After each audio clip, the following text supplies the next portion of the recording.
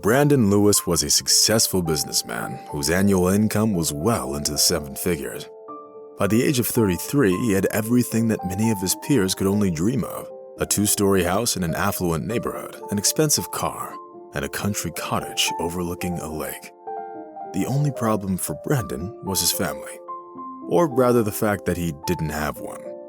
Though, to be fair, Brandon was always popular with women. He had many romantic relationships in his life, but none of them led to anything serious. Business still remained Brandon's top priority and nothing else. That day, as the young businessman was getting ready for important negotiations with potential new partners, he was focused and tense. A deal worth several millions of dollars was at stake, and Brandon couldn't afford to fail. Having left the house, the businessman mentally wished himself luck and headed towards his car. He always drove himself, preferring not to hire personal drivers. But before Brandon had time to take even a dozen steps, someone quietly called out for him. He turned his head to the left and saw a little girl of about 7. The girl's clothes looked untidy and old, suggesting that she was a beggar. Brandon encountered such people once in a while, but he never refused to help them, always giving them some money. "Just a moment, little girl, just a moment," Brandon said, reaching into his pocket for his wallet. At that moment, the little girl approached closer and whispered, "You shouldn't go to that meeting, mister." Brandon flinched and looked at the girl in surprise. How could the little girl know about the negotiations? What was even happening? At that moment, Brandon looked into the eyes of the little beggar and immediately found himself immersed in memories of his very eventful past. Brandon plunged into the turbulent waters of business immediately after college. Back then, he was just taking his first steps in this field, and predictably, he experienced failure after failure. If someone else were in Brandon's place, they would have surely abandoned this idea and given up on climbing the financial Olympus. By a strange twist of fate, it was at that critical moment that he met a young woman named Diana. The romance between them sparked so suddenly that it surprised them both. Diana's parents had died many years ago, and she lived with her grandmother, who considered it her duty to raise her granddaughter and provide her with everything she needed. Having seen Diana with the aspiring young businessman, Gloria Brown mistakenly took him for a scammer. "He's not a match for you, dear. There's something odd about him. It seems that he was born with the phone in his hand. He's probably always on the phone with his mistresses, always in a hurry, but nothing good seems to come of it." "But Granny, Brandon is a businessman. It's not that easy. He's always on the phone for business and not talking to some women. And even if he does talk to women, it's more of an exception than a confirmation of your theory," Diana objected. But Mrs. Brown didn't live her life for over 60 years just to give up so easily and let things take its course. "No, it's not going to happen. My granddaughter won't tie her life to this hustler," the woman whispered. But days turned into weeks, and weeks turned into months. Meanwhile, Diana and Brandon continued dating, disregarding anyone's opinion about their relationship. They were clearly headed for a wedding when something happened that changed both of their lives forever. It all started with the ill-fated trip to the Colorado mountains. At first, the young couple intended to hire a guide and use the services of a professional. But then, what was supposed to be a hiking trip turned into a romantic one, and that was their main mistake. As Brandon and Diana explored canyons and mountain gorges, they didn't notice how they ended up in a restricted area prone to landslides and avalanches. The young people were looking for romantic views and thrilling experiences, so much so that even when they did notice the warning signs, they decided to ignore them. Brandon preferred not to think about what happened next. However, as fate would have it, he had to relive the most terrifying minutes of his life once again. The avalanche swept away everything in its path, threatening death and injury to anyone within its range. Brandon and Diana had every chance of surviving if only they had a couple more minutes. The massive avalanche of rocks and dust knocked the young lovers off their feet, harshly and unceremoniously separating them. Immersed in the sticky, impenetrable darkness, Brandon can only think about his fiancée and nothing else. He woke up in a hospital bed. As it turned out, several days had passed, but they seemed like just minutes to him. "Where is Diana?" Why isn't she here?" the young man asked weakly. But the doctors didn't have an answer to that question because the woman was taken to another hospital, where she was immediately placed in an intensive care unit. Brandon only got discharged a month later. He had cuts, bruises, and strains which badly hurt, but the man held on, trying not to pay attention to the pain. But when he came to see Mrs. Brown, the young businessman saw a shade of grief on her face. "What?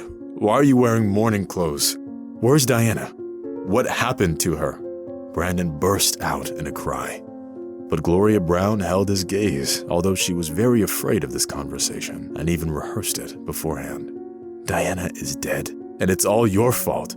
It was your idea to go into the mountains. You should have known how dangerous it can be. Get out of here. I don't want to ever see you again. And don't you dare come to her grave. You're the reason she's dead," the woman said through her clenched teeth. Tears welled up in Brandon's eyes, but there was no changing Mrs. Brown's mind. She always considered herself a good actress, and this scene was her finest performance. Few people knew that Diana was actually alive and under medical supervision at the local hospital. The doctors had to resort to this measure out of necessity. Essentially, her prolonged hospitalization was due to one factor only: an early stage of pregnancy. To be honest, this news came as a shock even to Diana herself, especially after her grandmother told her about the death of her fiancé. Gloria Brown's plan was as simple as it was ingenious. By deceitfully separating the couple, she intended to buy time for them to grow apart, for their passion to subside gradually and eventually fade away completely. Of course, Mrs. Brown understood the gravity of her actions and tried to justify them with her concern for her granddaughter. However, she only made things worse.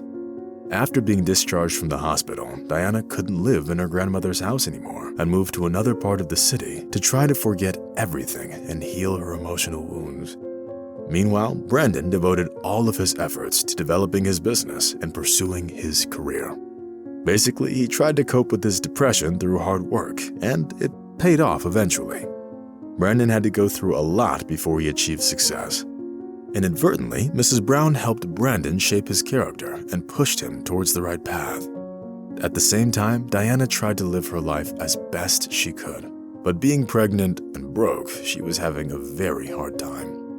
8 months later, she gave birth to a beautiful daughter whom she named Molly and who became the center of her universe. By that time, Gloria Brown was seriously ill and couldn't help her granddaughter in any way. She never dared to tell Diana what she did, fearing to be left without the support of her only family in her old age. Time passed. Molly was growing up a smart and obedient girl, always bringing joy to her mother. If only Brandon could see her now, Diana thought wistfully.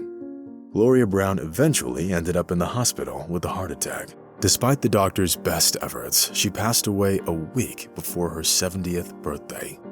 It was only when she ended up all alone that Diana realized the gravity of her situation. She could only rely on herself and no one else. Working multiple shifts a day at a seafood canning factory, Diana jeopardized her health, which was already fragile after the incident in the mountains. Molly, now 7 years old, witnessed her mother's struggles. She realized that her mother needed medical treatment and rest. To help her mother, Molly learned to play a simple tune on the flute and occasionally went to the waterfront to play for passers-by, hoping to receive some small monetary support from them. Sure, her earnings were meager, but on the other hand, they brought comfort to Diana, as she knew that her daughter cared for her. Nevertheless, she tried to dissuade Molly from doing it. Over time, playing the flute became a tradition for Molly, who was desperately trying to raise money for her mother's treatment. One morning, as she was hurrying off to her spot at the waterfront, Molly noticed 2 suspicious-looking men tampering with an expensive vehicle. They were sneaking around, and one of them attached a strange device under the car's chassis. "Well, Jack, is everything ready?" asked the second man. "Of course it is, Mike. The explosion will be incredible. That rich man won't know what hit him. We'll get rid of Brandon, and the deal will be ours. You can be sure of that," the partner replied. Hearing this shocked Molly so much that she froze in place. The men tensed up visibly, but upon seeing that it was just a little beggar girl, they waved her off. However, Molly was quite savvy for her young age and had seen several police and spy shows. Realizing that the car owner was in grave danger, Molly waited for him and told him everything she knew. Brandon's expression changed immediately, and he decided not to take any risks and called the police right away. As it turned out later, if the businessman had gotten into his car, the device under the car's chassis would have been activated, causing an explosion. It was all because of the greed of his competitors who wanted to steal the profitable deal from Brandon. To eliminate the businessman as an obstacle, they decided to kill him. Fortunately, thanks to the timely investigation, the culprits were apprehended and brought to the police station before they could cause any more harm. Currently, they are giving their testimonies and hoping for leniency from the jury when it comes to choosing their punishment. Hugging his little savior, Brandon promised to visit her mother soon to express his gratitude. Having decided not to delay this matter, he got the necessary information the very next day and went to the little girl's home. However, bearing in mind the recent attempt on his life, Brandon had 2 security cars accompany him, making his arrival look all the more spectacular. Imagine the young businessman's shock when he saw Diana on the doorstep of the little girl's house, alive and unharmed. "Brandon? But how? You were supposed to have died in the mountains," the woman whispered in astonishment. But Brandon didn't want to waste any time on empty conversations. He embraced Diana and sealed their reunion with a passionate kiss. There was everything: crying, screaming, and the inability to understand what happened. Later, after cooling down and coming to terms with their new reality, they discovered what had truly happened and why they never got the chance to get married. But blaming the late Gloria Brown was pointless, so Brandon and Diana forgave each other for all of their grievances and decided to start over. Now they had everything they needed to do it. They had money, a big house, and a family business. But most importantly, they had their beloved and only daughter, Molly.